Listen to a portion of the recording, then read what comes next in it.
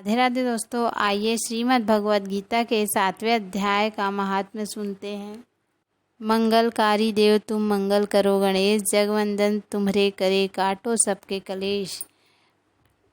भगवान शिव कहते हैं, पार्वती अब मैं 7वें अध्याय का महात्म्य बतलाता हूँ, जिसे सुनकर कानों में अमृत राशि भर जाती है। पाटलिपुत्र नामक एक दुर्गम नगर है, जिसका गोपुर द्वार बहुत ही ऊंचा है। उस नगर में शंकुकर्ण नामक एक ब्राह्मण रहता था। उसने वैश्यावृत्ति का आश्रय लेकर बहुत धन कमाया, किंतु न तो कभी पितरों का तर्पण किया और न देवताओं का पूजन ही।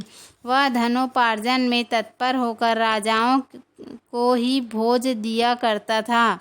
एक समय की बात है, उस ब्राह्मण ने अपना चौथा विवाह करने के लिए पुत्रों और बंधुओं के साथ यात्रा की। मार्ग में आधी रात के समय जब वह सो रहा था, एक सर्प ने कहीं से आकर उसकी बाँह में काट लिया। उसके काटते ही ऐसी अवस्था हो गई कि मणि मंत्र और औषधि आदि से भी उसके शरीर की रक्षा असाध्य जान पड़ी। तत्पश्चात कुछ ही क्षणों में उसके प्राण पखेरु उड़ गए। फिर बहुत समय के बाद वह प्रेत सर्प योनि में उत्पन्न हुआ। उसका चित्त धन की वासना में बंधा था। उसने पूर्व वृत्तांत को स्मरण करके सोचा, मैंने जो घर के बाहर करोड़ों की संख्या में अपना धन गाड़ रखा है, उससे इस पुत्रों को वंचित करके स्वयं ही उसकी रक्षा करूंगा। एक दिन सांप की योनि से पीड़ित होकर पिता ने स्वप्न में अपने पुत्रों के समक्ष आकर अपना मनोभाव बताया। तब उसके निरंकुश पुत्रों ने सवेरे उठकर बड़े विस्मय के साथ एक दूसरे के स्वप्न की बात कही। उनमें से मंझला पुत्र कुदाल हाथ में लिए घर से निकला और जहाँ उसके पिता सर्प योनि धारण करके रहते थे, उसी स्थान पर गया। यद्यपि उसे धन के स्थान पर ठीक ठीक पता नहीं था, तो भी वह उसने चिन्हों से उसका ठीक निश्चय कर लिया और लोभ बुद्धि से वहां पहुंचकर बांबी को खोदना आरंभ किया।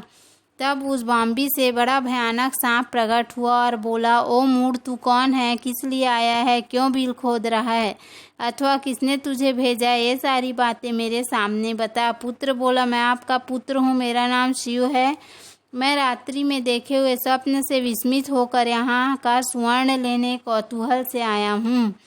पुत्र की यह वाणी सुनकर वह सांप हंसता हुआ उच्च स्वर से इस प्रकार स्पष्ट वचन बोला, यदि तू मेरा पुत्र है तो मुझे शीघ्र ही बंधन से मुक्त कर। मैं पूर्व जन्म के गाड़े हुए धन के ही लिए सर्प योनि में उत्पन्न हुआ हूँ। पुत्र ने पूछा, पिताजी, आपकी मुक्ति कैसे होगी? इसका उपाय मुझे बताइए, क्योंकि मैं इस रात में सब लोगों को छोड़कर आपके पास आया हूँ। पिता ने कहा, बेटा, गीता के अमृत में 7वें अध्याय को छोड़कर मुझे मुक्त करने में तीर्थ, दान, तप और यज्ञ भी सर्वथा समर्थ नहीं है।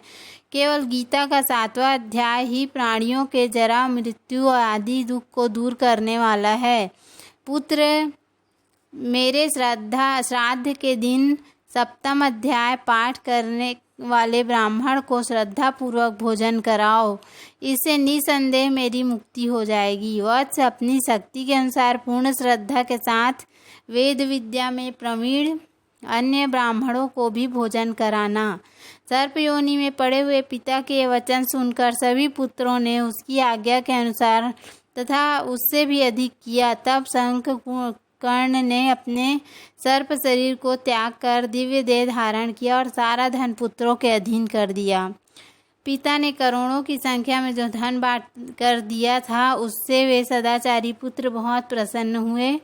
उनकी बुद्धि धर्म में लगी हुई थी, इसलिए उन्होंने बावली, कुआं, पोखरा, यज्ञ तथा देव मंदिर के लिए उस धन का उपयोग किया और अन्नशाला भी बनवाई। तत्पश्चात 7वें अध्याय का सदा जप करते हुए उन्होंने मोक्ष प्राप्त किया। पार्वती, तुम्हें 7वें अध्याय का महात्म्य बताया गया है, जिसके श्रवण मात्र से मानव सब पातकों से मुक्त हो जाता है। इस प्रकार श्रीमद् भगवद गीता के 7वें अध्याय को हमने सुना। बोलो श्री हरि विष्णु भगवान की जय। श्री हरि विष्णु भगवान की कृपा आप सब पर सदैव बनी रहे। यदि हमारा वीडियो पसंद आए तो वीडियो को लाइक करें, चैनल को सब्सक्राइब करें। धन्यवाद। राधे राधे।